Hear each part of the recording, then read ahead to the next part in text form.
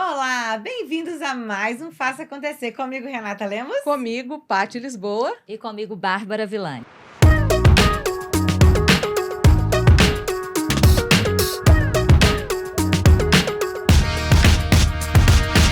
Gente, eu adoro nossos encontros, porque como são ricos em informação, em discussão e que traz uma clarificação de muitos assuntos para os nossos clientes, executivos e parceiros, não é mesmo? E pra gente também, né? E pra gente, é claro, e pra gente.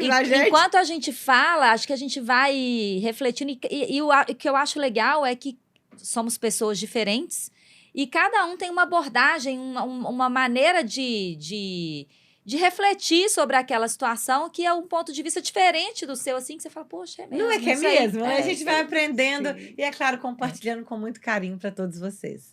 E aí eu queria trazer, então, um tema para a nossa discussão de hoje, que é a questão das relações dentro do ambiente de trabalho e muito ligada ao ciúme, à inveja.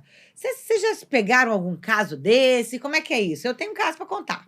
Eu tenho vários casos, e quando a gente fala disso, né, de ciúme, inveja, que a gente vai aprofundar aqui, muitas vezes eles vêm assim meio que maquiados sob a estigma de que assim, não, porque aqui nessa empresa a gente incentiva a competitividade. Pois é. Né? Então, dois casos agora.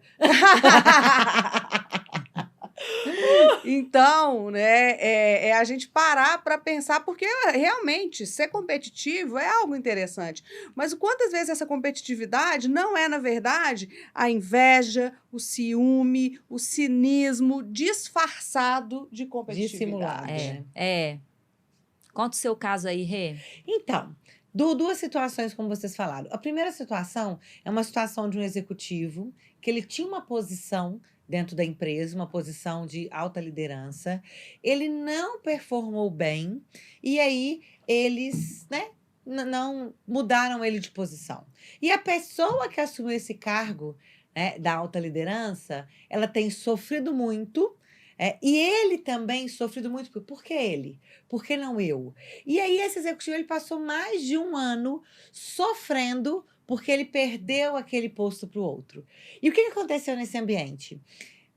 Além dele não contribuir com o outro, né? Então ele não colaborava com o outro. E aí traz alguns gatilhos de que qual que era o mecanismo de defesa dele? Sempre mostrar o erro do outro, nunca apoiar. Né? Sempre apoiar, querer sabotar, tá vendo? Eu sou melhor do que ele. E para ele, e aí são os dois lados, é o reflexo no outro e nele mesmo. E para ele, era sempre aquele sentimento que o outro não pode ser melhor do que eu queria estar no lugar dele. E isso dentro do ambiente de trabalho, isso traz muitos problemas. Tanto para a organização, para o time e para a própria pessoa. Sim. Isso não leva a nada. E qual movimento que a gente fez dentro de um trabalho com esses executivos? Dele entender a importância dele no papel que ele tem. Que ele não precisava de querer estar na posição do outro. São habilidades, competências diferentes e o valor que ele tinha naquela posição que ele estava. Então, a gente conseguiu trazer esse movimento para que ele deixasse de ter esse sentimento, para a gente começasse a criar. Mas não é uma coisa fácil, não é uma coisa de uma hora para outra. Não, e quando você fala aí para ele entender que, né, que esse não era o movimento que ele tinha de fazer...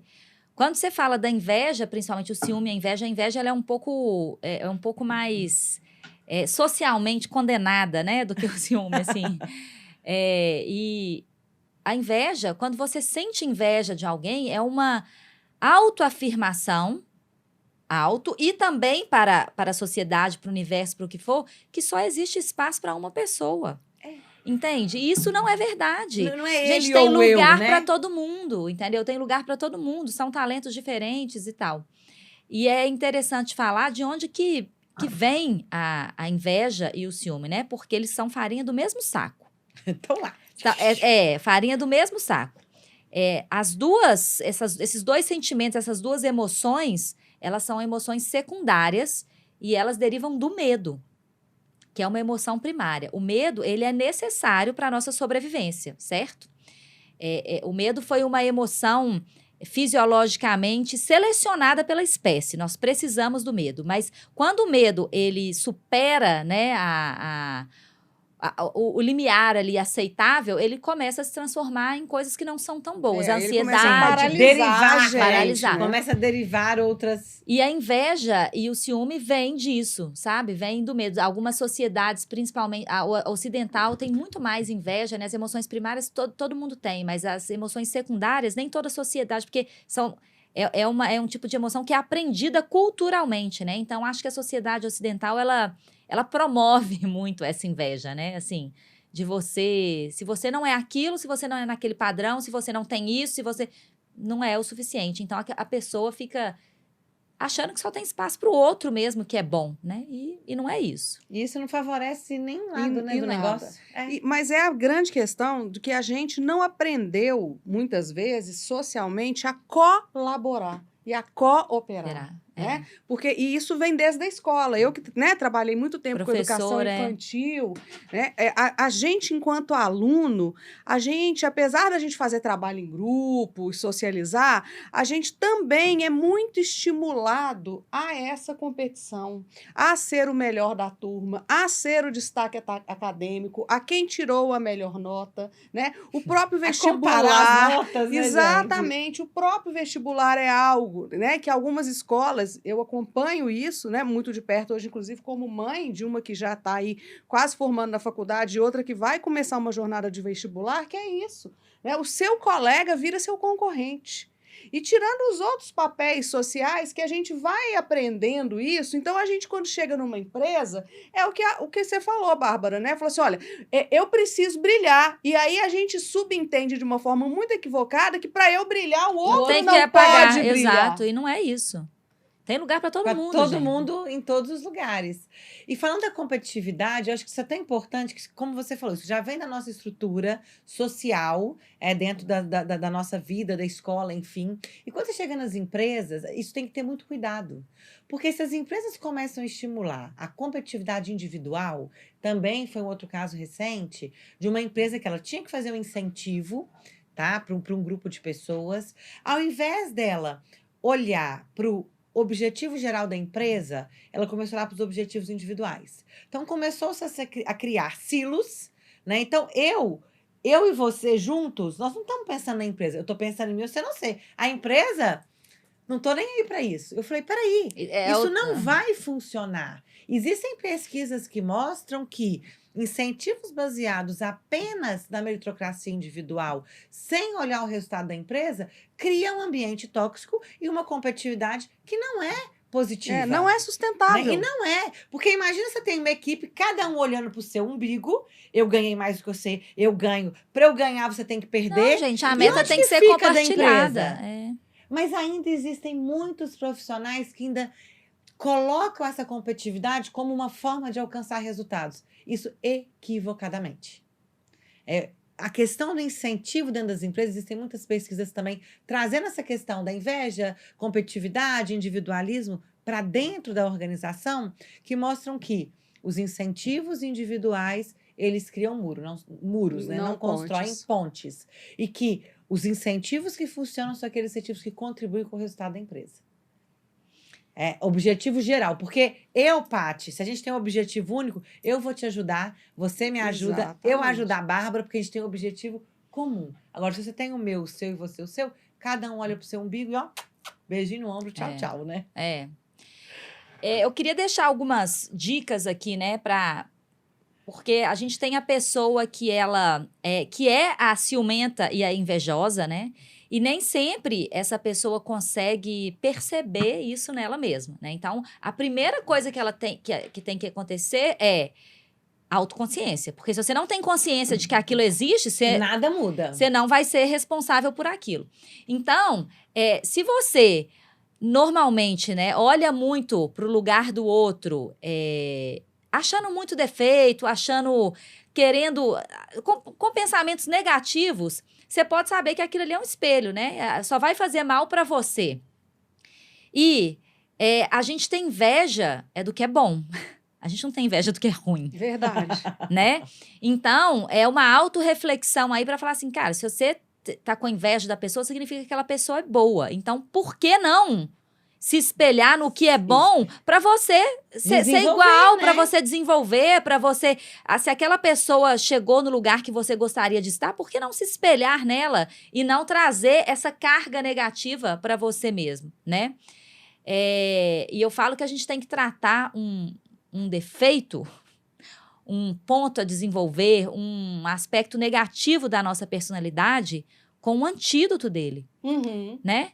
E o antídoto dos defeitos são as virtudes. E qual que é a virtude? Qual que é o antídoto da inveja?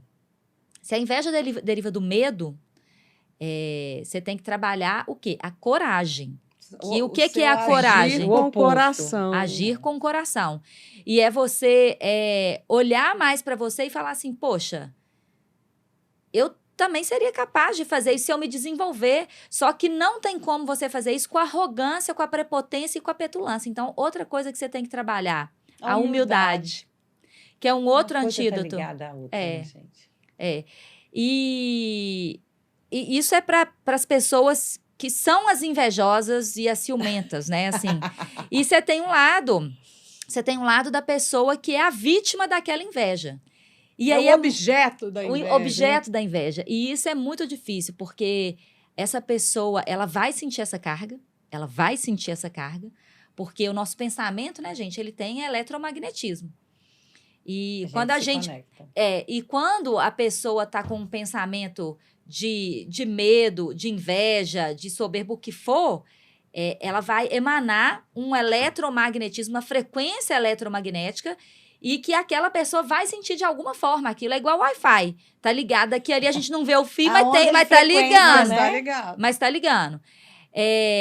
O que essa pessoa que é vítima dessa inveja, ela tem que pensar? Primeiro, ela é boa sim, porque senão não estariam Ela tendo não inveja dela. Não despertaria esse sentimento. sentimento. Então, tem alguma coisa que ela está fazendo de muito bom para despertar essa inveja, que não é boa. Mas ela também trabalhar com a humildade. E pensar o seguinte, beleza, mandar energia positivas para essa pessoa. Porque, tipo assim, eu não quero que isso chegue até mim. Eu não quero que esse sentimento chegue. Que bom que eu sou assim, que bom que eu tô fazendo coisas boas, porque tá despertando isso nesse ponto de vista. Mas, assim, eu não quero ser vítima disso. Eu não quero me colocar nesse papel. Então, Me colocar nesse lugar, eu rebato essa emoção, eu rebato esses pensamentos também com virtudes. E não com raiva, e não com agressividade, que seria o mais comum de acontecer, né? Perfeito, Bárbara. Como que nós encerramos, então, esse episódio, Renata? Ai. Eu acho que a gente pode tirar desse episódio essa importância da gente olhar pra gente mesmo e tomar consciência.